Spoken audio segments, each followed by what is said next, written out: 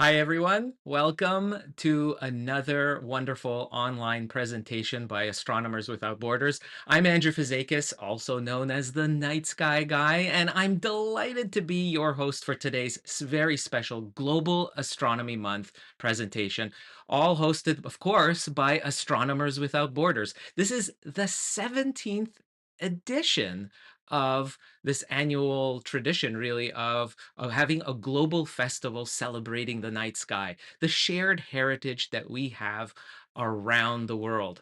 It's really a special time, and it's a great opportunity to learn more about our universe. This month is, we kicked off just a few days ago on April 1st, obviously. And of course, everyone's attention around the world is with that amazing Artemis mission, four human souls going around the moon. And just a few hours ago, I think one of the most iconic images was released, and that, of course, is this beautiful crescent-shaped Earth in the backdrop in front of this cratered, storied, amazing terrain of the moon in front, taken by the Artemis mission crew members late yesterday. And they were just downloading a whole bunch of those images, those photographs that they've been taking through the porthole of their Orion capsule. And this is just an amazing photograph, and there's many that'll be coming down, but I think it really speaks to how fragile our world is, just hanging there in the inkiness, blackness of space. No boundaries exist there. There are no borders. It's just one world, and it's just one magnificent view. I think it really speaks to, of course, what AWB is about. Our motto is one people, one sky. There are no borders, and we have that shared heritage of the universe, the cosmos that we live in. So it's just a fantastic backdrop, I think, for today's special presentation, because it's all about investigating and the universe, and just bringing forth your curiosity that involves all of us around the world. And this is I'm really excited about this presentation, because it's all about how millions of people around the world are helping make real scientific discoveries, real stuff, working with professional scientists together in what we call, as colloquially known, is, of course, citizen science. And so our presentation today is titled Astronomy Research and Discovery with Millions of People Worldwide through Zooniverse. And of course, it's really my pleasure today to bring in our special guest speaker, Dr. Laura Trouille, who is the Vice President of Science Engagement and Visualization at Adler Planetarium in Chicago, and is a research associate at Northwestern University, and is the co-principal investigator for Zooniverse, the world's largest platform for people-powered research. So please join me in welcoming Dr. Laura. Hi. Hi, I'm so glad to be here. Thank you for having me. Oh, it's really, really my pleasure. I'm so happy that you could come and join us and share this, some of the, I guess the highlights of the power that this online platform has in bringing regular people into the world of research and a cutting edge research. It's really also just fantastic. Laura, the virtual stage is yours. Excellent. I'm going to click share screen. And while I'm doing that, I'm going to start. Well, first, check that this is projecting as expected. Looks Um, good. and then start with a thank you. I know many Astronomers Without Borders participants and affiliates and champions have participated in Zooniverse projects. So thank you, thank you, thank you for that. And I hope through this talk to give a sense of the breadth of what's available, and also encourage you to click back in and be part of this global collective effort of research and discovery. So I'm speaking, as you mentioned, I'm VP of Science Engagement at the Adler Planetarium in Chicago, PI for Zooniverse. And this is a collective effort between the Adler Planetarium, University of Minnesota, and University of Oxford, and our teams who make the Zooniverse platform possible. And then in collaboration with So many researchers, and then this global community of participants. So overall, general mission of Zooniverse is advance research and discovery and have meaningful, worthwhile public engagement and real research. There's a societal role that we hold very dear, which is just low barrier to entry, have people engaging directly in that real research and breaking down those barriers between the public and scientists and researchers and the work that we're doing, building that understanding of how science works, which is so important today.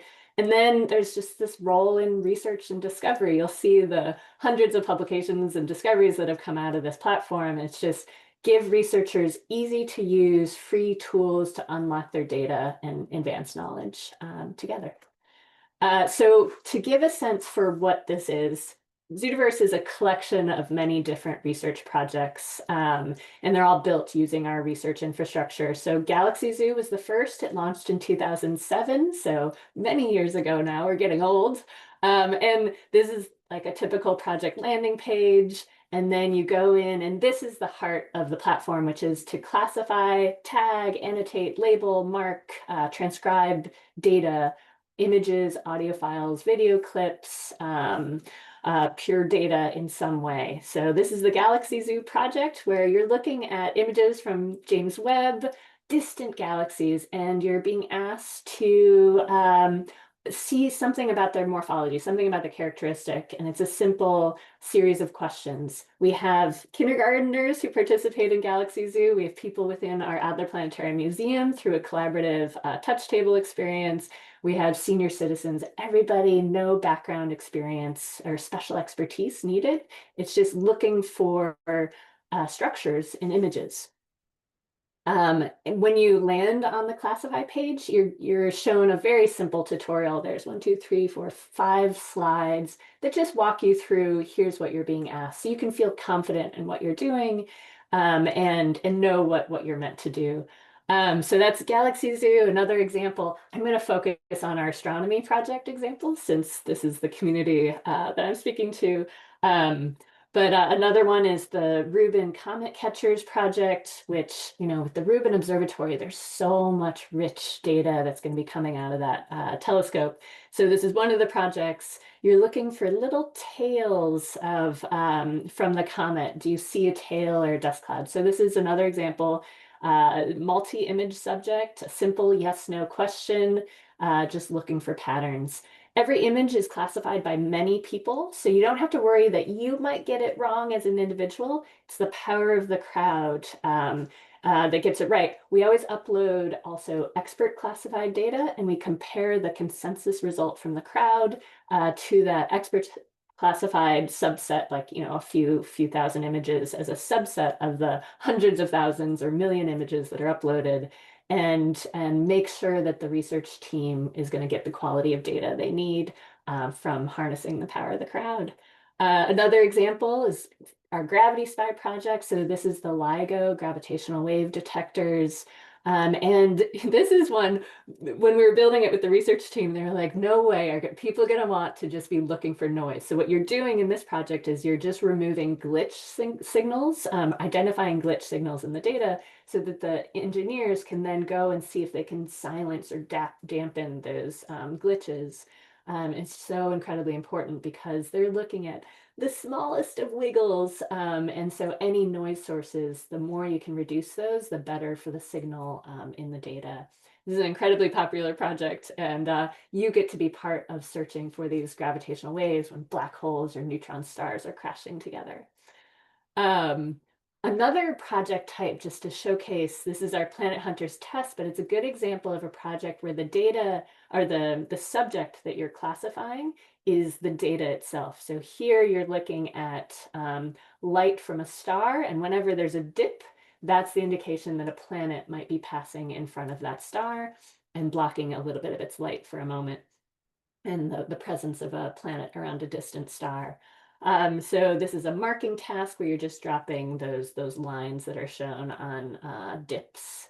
And through Planet Hunters tests and other exoplanet hunting projects on Zooniverse, we've identified thousands of candidates and hundreds of confirmed planets around distant stars.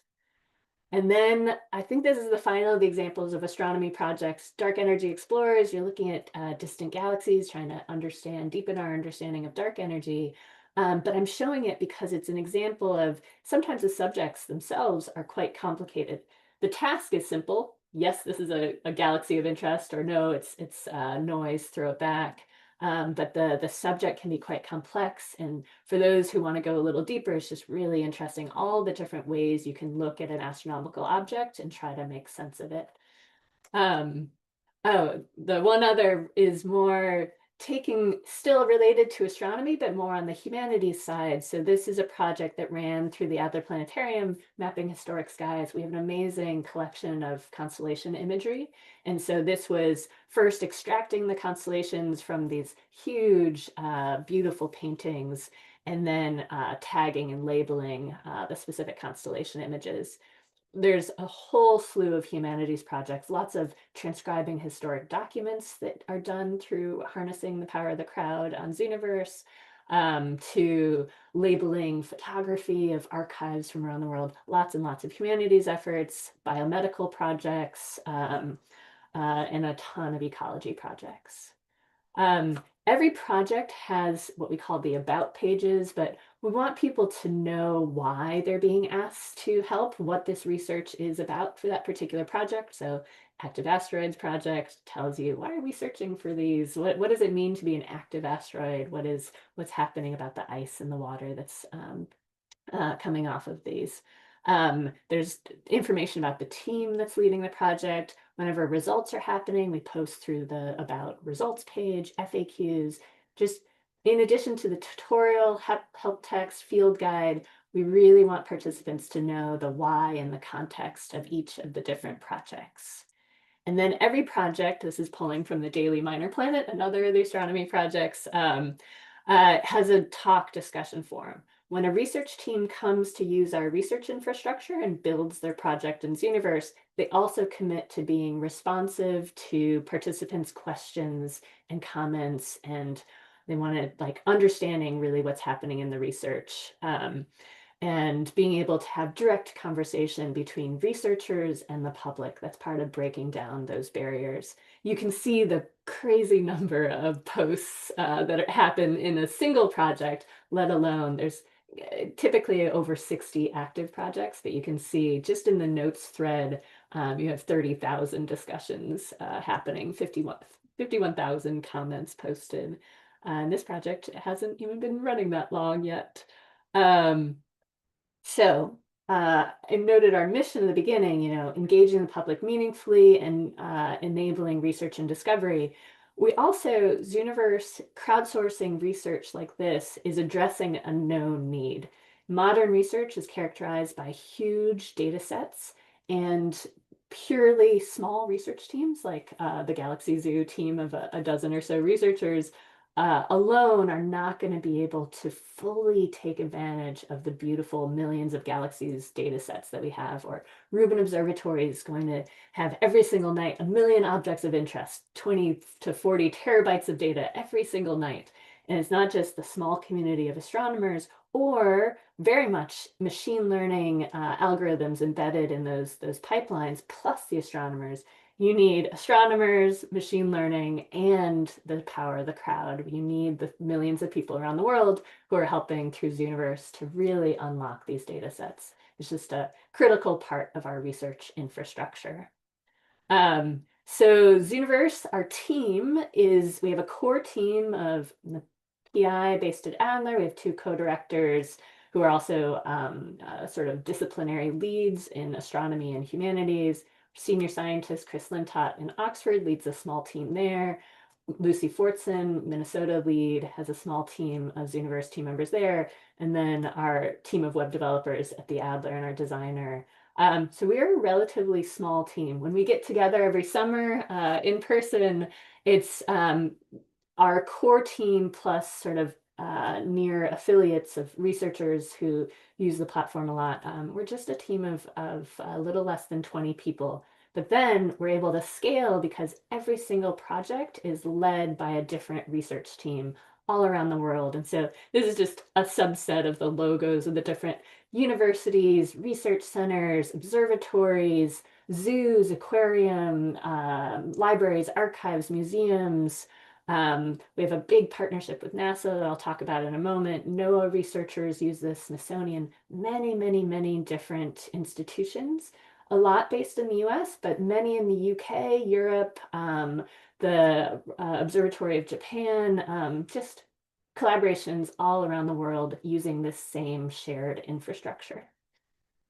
Our NASA Zooniverse partnership has been going now over 6 years.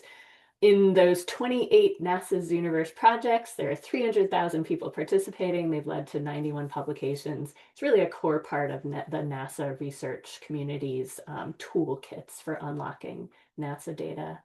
Um, and much of this is possible. The ability to scale like this is because of our free project builder platform. So this we launched back in 2015, and it means anybody can build their own crowdsourced research project on Zooniverse for free. They all have that same model, image, audio, file, video clip, something on the left and the task on the right, the about pages, the discussion forums. Those are all provided through this simple browser-based tool. It looks like this. You just put in the text, you drag and drop your images, you upload your data, you export your classification results all through a simple browser interface. And then as you're building, you can immediately see what the project looked like. So this is another example from the astronomy world of Zooniverse projects of Aurora Zoo. It's a beautiful project. Highly recommend checking it out. And then you're off to the races. So as you build, you see what it looks like. There's a review process that our participants helped with. So 70,000 have signed up to be beta reviewers. And we go through a really important vetting and feedback and improvement process before the project launches to the full community. So when 2015, when we launched that Project Builder DIY platform, we went from building a few projects a year as a small team of web developers, like 2 to 3 projects a year at most, to 40, typically about 40 projects are launched every year now because they're built by research teams. Um, and it's a global community, and so it was really important for us to also be able to translate projects into different languages. That very too quickly scrolling video is just showing all different languages and the projects that have been translated into that language. Importantly, our participants are part of oh, it's behind it. But anyways, this is the editor interface for our translators. We have dozens of volunteers who translate the projects into all these different languages. I think there's, I'm going to get it wrong, either 24 or 36 different languages that we sort of have the infrastructure built in that they can be translated into, which is critical for a global community of participants. So if you're able to translate projects, please, please, please sign up to be a translator on Zooniverse. Okay, a little bit of Zooniverse by the numbers. I mentioned Galaxy Zoo launched in 2007. That was the first project, but really Zooniverse as a concept, as a platform, launched in 2009. We had an early project like Snapshot Serengeti, million images of beautiful animals across the Serengeti Desert. That launched in, I think, 2010 and was a huge proof of concept for ecology projects. In the first weekend that project launched, they processed 18 months of backlog of data. It was like 3 million classifications in 3 days. Anyways, we've grown from those early single projects. Now we've launched over 500 projects. They've led to over 500 peer-reviewed publications. At any given time, there's about 60 or so active projects, and a third-ish in astronomy, a bunch in ecology, a number in history, humanities projects, and always a small number of biomedical projects like marking the structure of cells for cancer research. To date, we've had 20 million hours of participation. Like in 2025 alone, it was 1.6 million hours participated, which is equivalent to between 700 and 800 full-time people working, contributing to this like research and discovery effort. 6 million comments on talk. We're on track to have 1 billion classifications by this coming August. So we're planning to do some celebrations, and I would love for this community to be part of that big milestone. Um, 3 million participants, registered participants from over 200 countries. And I'm not going to go into detail on this in this talk, but there's a huge amount or an important sophistication in our research infrastructure in terms of how we integrate machine learning and AI tools into these projects. And about a third of projects currently use that integration. And we have a critical AI ethics framework sort of effort that's underway so that we're doing that responsibly and thoughtfully with full transparency and communication with our participants, because that's really critical. But it's also part of modern science is how is this human in the loop combination of human and AI helping to unlock these data.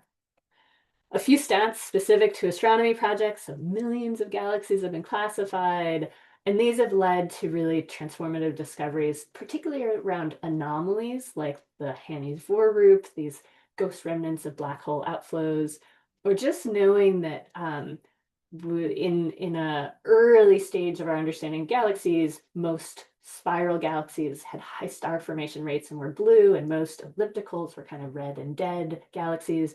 But because we have so many galaxies classified, so many eyes on the data, Galaxy Zoo was among the first in the field to really start recognizing, oh, there's actually sort of non-star forming spiral galaxies and really strong star forming elliptical galaxies. What does that mean for galaxy evolution? I happen to come from a background of being an astronomer in galaxies, and so I get excited about everything that's come out of the Galaxy Zoo projects. We've also helped discover 100 plus exoplanets, classified tens of thousands of images of Mars's atmosphere, new understanding of cloud behavior on Mars. Many thousands of supernova candidates and hundreds of confirmed supernova have come from these projects. It's all about many eyes on the data.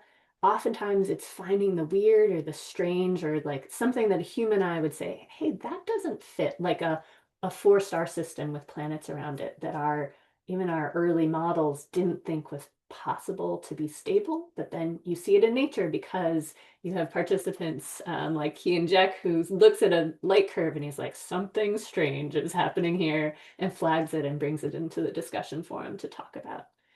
Oh, this is a quote from Karen Masters, who's the PI for the Galaxy Zoo project. It's just, we're genuinely asking for help. We need the public's help with something we can't do ourselves as a small community of astronomers, and the results have made a big contribution to the field, in this case in galaxy evolution. Volunteer impacts are myriad. So you can get the numbers and the facts of like, okay, this many discoveries, but it's what matters, or yeah, the meaningful part is stories like Miguel, who does Planet Hunters with his dad, Caesar, who just has always loved astronomy, but he's not an astronomer as his job. He just loves it and wanted to share it with his kid. And so they are part of a team of people who classified on Planet Hunters and found two gas giants around a sun-like distant star. And so you just know what that means for a young kid to be at the table, to say, I have a place here. I get to be part of discovery. I know that I can be part of this, exploring our universe at such a young age. It's just removing those barriers, putting a big open door and welcoming people in. So there's those types of volunteer impacts. There's quite a number of our participants get more deeply involved in a project, even working directly with the research teams on writing up the articles and being co-authors on papers. So for example, in our NASA Zooniverse projects, there have been 91 publications that have gone out, and 53 of those have citizen scientists as co-authors on those papers because they've gotten real deep into the research and analysis. Every Zooniverse project, part of our best practices, there's an acknowledgement of all the participants who classify, whether it's one subject they classified or 10,000 subjects. There's a way to link out to just a credits page of all the participants. There's stories like this, which is Haley, who's now a postdoc within the Galaxy Zoo team. Back in 2015, she was just an undergrad student growing an interest in astronomy, participating in Galaxy Zoo, and really falling in love with the field. And then years later, she's now part of the research team leading this effort. There's quite a number of stories of high school students, undergrads, grad students who really got the spark for their career because of the Zooniverse project participation. Dozens of volunteers play this really critical role as moderators, where they're helping to answer questions, create culture, be responsive, flag to the research teams, hey, you should check out this really interesting thread within your talk discussion forum. So thank you, thank you, thank you to our moderators who helped with that effort. Thousands of Zooniverse volunteers help in the beta review process, which I mentioned earlier, giving feedback, doing classifications while the project is still under review. And we take their feedback really seriously, and it always makes the project better, more accessible, more understandable, more clear. And the research team then knows, oh, I'm going to get the quality of data that I need, because through the beta process, that's how they set how many people need to classify every image and make sure they're getting the quality result that they'll be able to use the data. And then we have this newer program called the Zooniverse Ambassadors Program. Currently 26 of our volunteers help with this, which is training researchers in their region in the world on how to use Zooniverse as a research tool, or training educators in their region of the world of how to use Zooniverse in the classroom. So if you have any interest in the ambassador program, we'll have another cohort in the fall. And I have my contact info at the end, so message me and say, hey, I really want to be on the mailing list to see if I can be part of that Train the Trainer program. Student engagement, classroom.zooniverse.org is the real go-to spot for lesson plans, curricular materials for kindergarten through high school, as well as for undergraduate courses and how to use Zooniverse in your classroom. And then individual projects also have classroom materials that they might provide that are created by an educator within their network. So just look into projects about pages or go to classroom.zoo. And then quite a number of teachers use these new, what we call group engagement tools, where you as the teacher can be the administrator of a group within Zooniverse. If you go to zooniverse.org and just click on groups, and then you can create a group for your classroom of students, or for really anybody that you're engaged with, family, friend groups. And it allows you as the administrator to sort of track people's progress, how many classifications they've done, which projects they've gotten interested in. There's a leaderboard if you want to show it, but also some groups choose not to show that.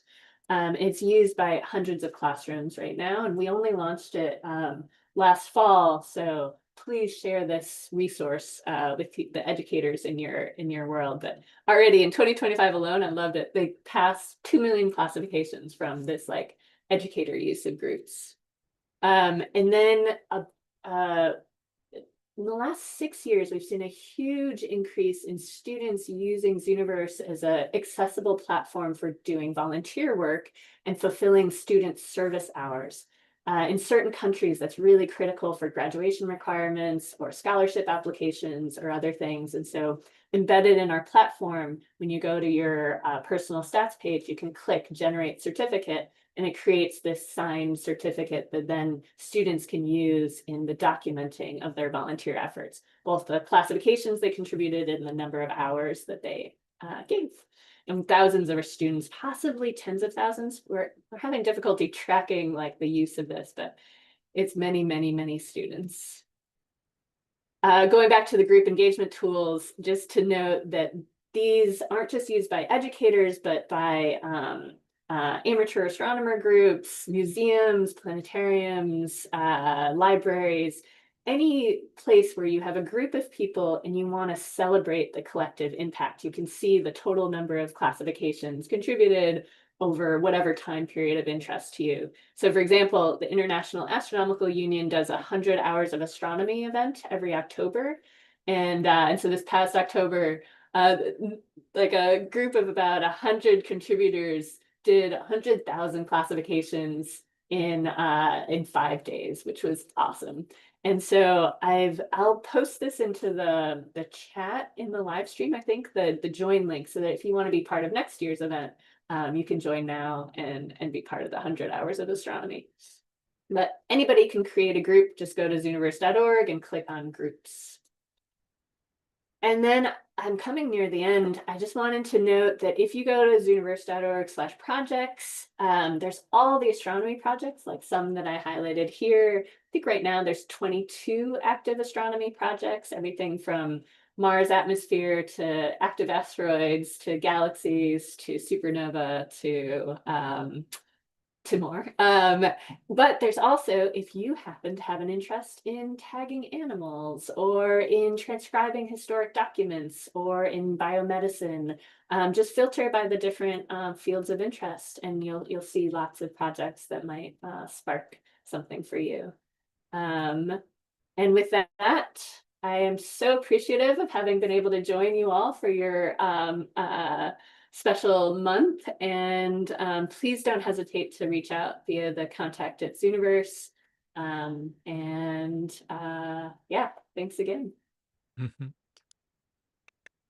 That's fantastic. Thank you very much for that. That is look really amazing stuff. I mean, I'm just floored at the numbers that are existing in the amount of participants that you have. We're talking literally millions. Yeah. Very much. And it wouldn't be possible without them. So thank you, thank you, thank you to all our participants. That's fantastic. Oh, and I want to open it up for questions to the audience. So if there are any questions, just jot them down into the chat in the comments, and we'll try to get to them as well. And while we're waiting for that, I kind of like, I guess my question would be is like, how do the investigators or how does the staff at Zooniverse decide what scientific project, is a good fit for or isn't a good fit? Like, how do you guys determine that? Yeah. So importantly, part of our beta review process in the feedback form that participants fill out when they're reviewing a potential project is the question, is this appropriate for Zooniverse? And we purposely keep it pretty open and non-explicit, because we want to continue hearing from our community what they think is appropriate or not. So for example, we don't do human behavior surveys on Zooniverse, like the Survey Monkey or Qualtrics type of surveys, because our participants are our collaborators. They are helping to unlock data. They're part of the research team. They are not the subject of what's being researched. And so that's one of the examples. But it's very rare that a research team comes to the Zooniverse platform. They've seen all the previous projects we've done, and Yeah. so they already have a sense for what this platform is best utilized for. And it's been very rare that we ever have to do sort of a desk reject of no, that's just not the right thing for this platform. Yeah. Yeah, and there's just like the it's amazing the variety of projects are out there, and like you had mentioned at the end, it goes even beyond the traditional astronomy projects. There are I think like historical, cultural, like the constellation one looks very interesting too. So it's a variety. Yeah. There's been in the transcription projects, there's one called Notes from Nature that might be of interest to this community, where it's specimen labels from museums from all over the world, often handwritten specimens that have been collected that are then part of museum archives. And it's unlocking those data so that then we can help with biodiversity project efforts, like putting baseline numbers on climate change type models and efforts like that. So yeah, lots of different ways that you transcribe historic documents and crowdsource that effort.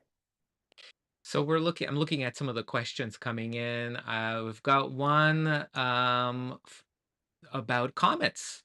One wants to know this person EC Jills one would like to know how they can help us find the origin of Earth's water, comets. Oh, that's a fun question. Let me see. Okay, so I'm going to share my screen and let's go to the Rubin Comet Catchers project. All right, so Rubin, this is early data from the or precursor data, so we can really be ready for when Rubin fully turns on. But in the About page, you can see how they talk about what the project is, why. Comets are icy relics from the solar system's formation. When they're heated by the sun, they form those beautiful tails that we love to look at through our telescopes. And there's this question of how did Earth get its water? Could it have been from this, the edges of our solar system and a comet coming in, and either from the debris trail or actually then coming in early bombardment of our Earth's formation? Could they have brought water to Earth? Um, Comets also just tell you, like, help us understand early solar system formation, what things were like, volatiles or those early compounds, what was available to be part of the formation of these planets when they were starting. That might not directly answer the question, but just to note that can't recommend enough going to a project like this. And then if you have more questions, posting them into the discussion forum and just asking the researchers more about their research. Very good. We have another question here. Um, how many projects, if any, enable feedback after final classifications are made? So, like for instance, if I classify a dark energy um do image, can I find out later if I was right? Oh, that's interesting. Yes. Oh, it's such a good question because I didn't talk about this feature within our system. When a research team is building their project, they can upload expert classified data. I mentioned that earlier, but it's both so that they can check the quality of classifications from the consensus results, but it also allows them, if they want, to include what we call gold standard feedback. So as you're classifying, there's a certain number of images where after you classify it, a little pop-up will say, oh, well done. The research team also agrees that there is a active asteroid in that image. Or actually, no, that one didn't have one, and you might have thought it did because of X, Y, or Z. There's sort of feedback messages that come whether you get it right or wrong compared to what the experts classified that image as. That's really good. That's And kind of like a guidance, right? Then you're kind of guided. Yeah. yeah, so it's just in time training, because we really like to have people dive directly into the classification experience, rather than do a separate long tutorial or Hmm. training that like does a bunch of classifications, but that don't get used in the research itself. And since so many people classify each image, and we have so many years now of seeing, oh, the crowd gets it right through the consensus, the aggregation process, that yeah, we do that just-in-time feedback for a subset of the images. That's amazing. Here's a good question from YouTube from Peter Lind 66770. His question is, could you comment on the impact what the Advent AI has and will have?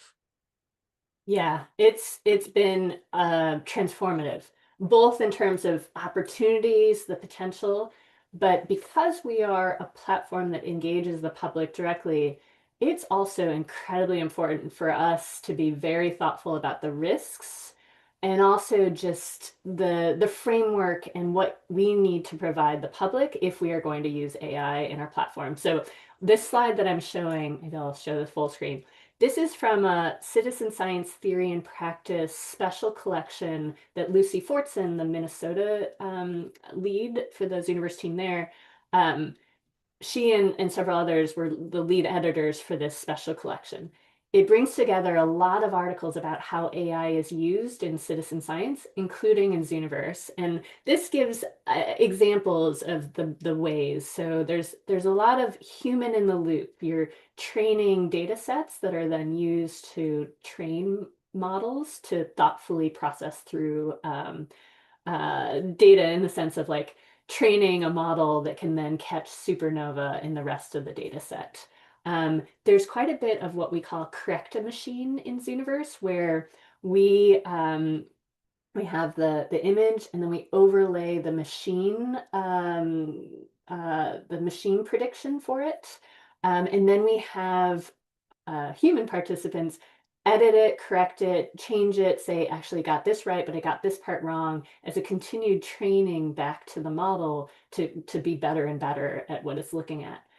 The human in the loop for us means that human oversight is there, but also astronomy is such a good example of where there's so much we don't know. Like when we found the four-star system with planets around it, at that time our best models and simulations said that couldn't be stable.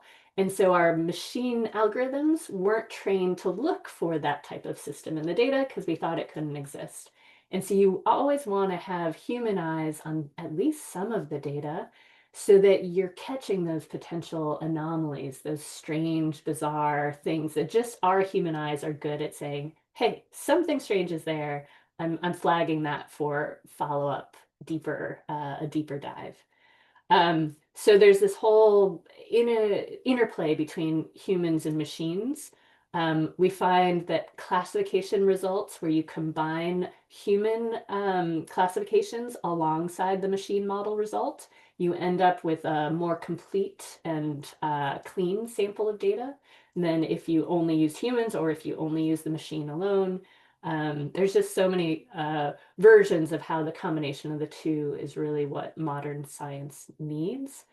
We also very much keep space on the Zooniverse platform for projects that will choose not to use a machine model.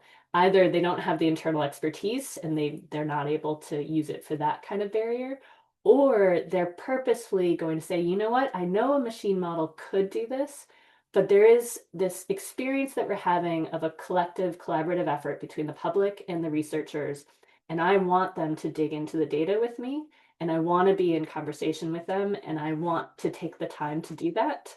And so that's also supported in our platform. Um, and then at the bottom is just the many different ethical considerations. And we have this, I think I can skip to this.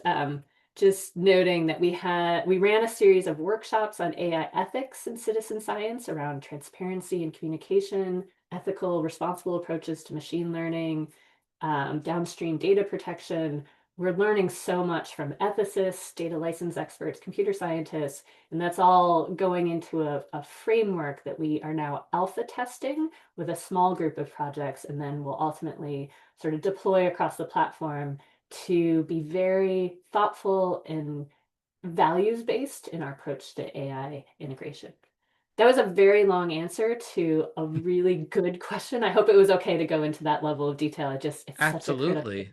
I think yeah. it's so relevant today because AI is becoming something that everyone hears about, knows about, is excited, is a bit skeptical about it. So there's a whole range of reactions to it, and I think it's really great that your team is really looking into it and being very careful in you, but yet being able to leverage the power that it does offer and curate it, curate it live. I think it's really, really important.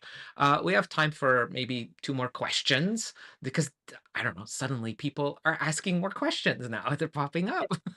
So this is I've seen it, I think, twice already in the comments about this one project called Gravity Spy. And they're asking Yeah. like, what is that about? I think there's interest. It seems very interesting. Gravity Spy. Yes, happy to speak about Gravity Spy. It's a project. I mean, you can't have favorites. It's like having favorite children.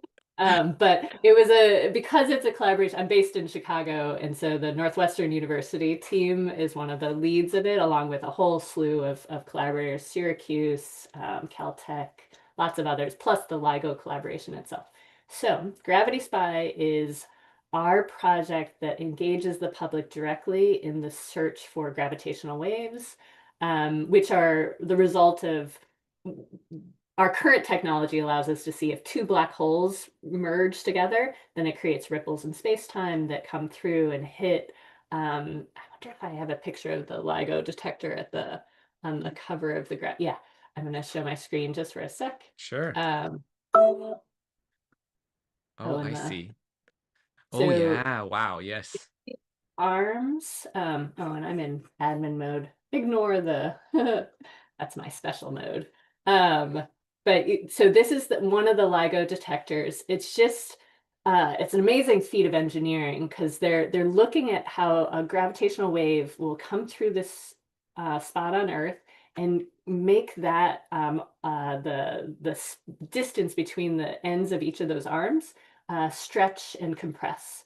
And so we're looking for just tiny little change in distance.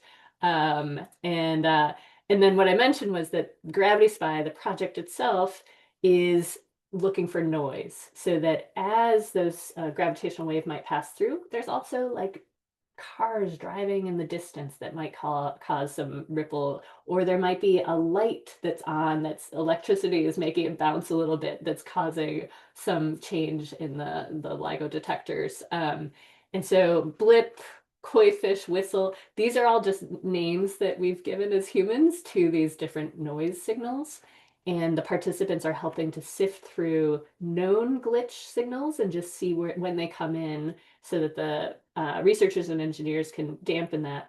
Or if there's new noise signals, so the none of the above, and that's really what they're seeking is there new noise being introduced into the system?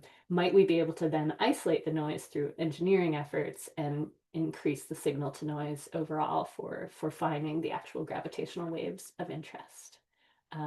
It's a cool project, and yeah, definitely dive in and enjoy that with the team. Oh my goodness. Yeah, I guess yeah, let me there's one more. This is an interesting one too. I just love reading these questions. Um this one is interesting. How has citizen science through Zooniverse changed the way large data sets are analyzed compared to say traditional research methods? Hmm. Yeah, that gets at the heart of why Zooniverse in the first place. So with Galaxy Zoo, for example, that first project, it was the Sloan Digital Sky Survey had a data set of 1 million galaxies. And so that small group of astronomers said, hey, Kevin Chewinski, grad student at the time, start classifying. And so Kevin was like, okay. And for a month, he classified, like before breakfast, during breakfast, for 9 hours a day, during dinner, while he was sleeping. Just he probably dreamed classifying galaxies. And I think he classified 30,000 in a month, which is insane. But it's a tiny drop in the bucket of that million galaxy data set. And so they did the math and they were like, this is going to take more than our professional lifetimes to classify this whole data set, let alone actually get into the research of interest. And so I, the lore is that Angry Birds was really popular at the time. And so the research team thought, well, what if, and this is like Chris Lintott, Lucy Fortson, a number of other astronomers, they thought, well, what if we do the same thing, but instead people are helping for research? And this is a straightforward enough problem of just looking for structure that we could have non-experts help us. And so in that 2007 launch of the project, 100,000 people helped, contributed millions of classifications. Incredible. And so in a year time, they were able to classify that whole million galaxy data set rather than in a 30-year timeline. And that same idea just continues to happen project to project is it a large enough data set that it would take too much time for the research team? Or sometimes it's actually a small data set, maybe a few hundred images, but we want a broader community to be part of the experience of science. And so because the project builder is so easy to use, people use that even for small data sets now, but just so they can engage a global community in a collective effort for good, for science. So there's now that piece of just ethos and mission too. Yeah, that's really amazing. I mean, I kind of uh, I'll finish it off. I'm gonna pop in with a question I have. I mean, kind of like for looking forward about things of where Zooniverse could go. I mean, at the heart of this is you're connecting professional researchers and their projects with millions of volunteers, and it's everywhere around the world, right? And the idea is that you've got these large, a fire hose of data that's coming out, and you need help to go through all that research data. So if you kind of used your crystal ball and you kind of look into the future of what kind of astronomy projects do you think are going to become even more important over the maybe the next few years, maybe as telescopes are generating more and more data. We're seeing that already. It's just reams Mhm. of data that, you know, it just goes beyond any one singular research team capable of doing that. And that's really speaks a lot about what Zooniverse is about. So where do you see that in your crystal ball? Yes. Well, one piece of the crystal ball looks straight at the Rubin Observatory. So I'm going to share this. We have in Zooniverse what's called organizations. So like if they're related projects, they can all be shown on the same landing page. So this in very short order, now that the alert stream is turning on, and we are the citizen science arm for the Rubin Observatory. So there's a actual robust data pipeline to easily take Rubin images and bring them into the Zooniverse infrastructure as subjects or as data for people to classify. So right now there are two projects. This is going to explode the moment that data really starts becoming public and flowing through the system.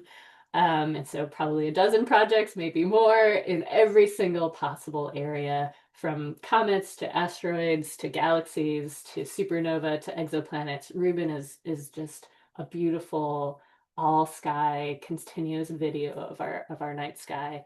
So that's going to be one area. And many of these will have machine learning integrated into them. So there's a human in the loop process of being as efficient as possible to catch everything and to keep an eye out for anomalies and weird stuff. That's one piece of the crystal ball that we're all very, very excited about. And maybe I'll stop there. Just one little corner of the crystal Well, ball. that's a tease. I know with Vera Rubin, it's been, getting a lot of headlines of how much is coming out, like the number of asteroids that are being discovered, and the power that our technology today has is really incredible. So, yeah, yeah, it's really amazing. Um, Dr. Laura, thank you so much again for joining us today. I mean, sharing this fascinating look at how Zooniverse is really doing the job of connecting people everywhere to real science and discovery. I think it really speaks to here at AWB that making connections. And I think what you've really shown us today is that astronomy really does have the power to break down borders. There are no borders in something like this, especially an online platform like this of just bringing people around the world together. And you're showing how many countries are participating. It's just wonderful. It's a great arena for everyone. And thank you so much, Dr. Laura, for everything. I'm so glad to have joined you. Yep, fully agree. One people, one sky, and however we can be of service to that goal, I'm in. Absolutely. Thank you. And thanks to everyone here for joining us today, and for sharing this fascinating look at how Zooniverse is doing this. And I want to thank everyone for joining us today and being part of this special Global Astronomy Month live stream from Astronomers Without Borders, of course. We hope today's presentation inspires you to explore, of course, participate in Zooniverse. We'll have links for that as well in the comments coming up, so stay tuned for that. I'll be making sure I'll put those in. And remember that each of us play a role in discovering more about our universe. So be sure to follow Astronomers Without Borders. And if you like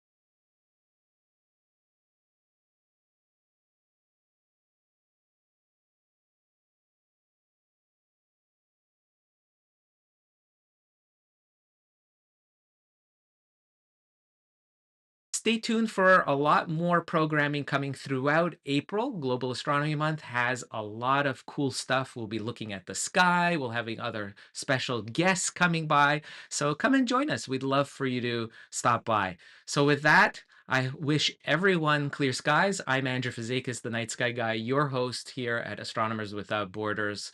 Remember, one people, one sky. Thanks so much. See you in the next video.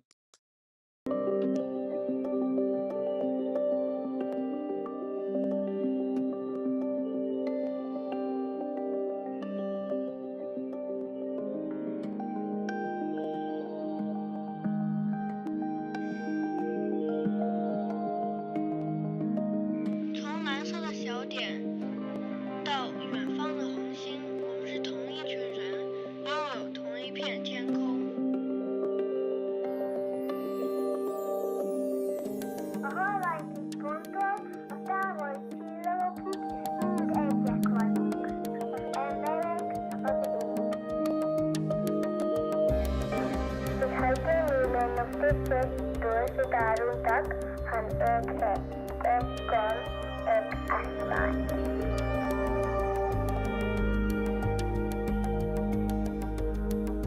From the pale blue dot to the distant stars, we are one. One people, one sky.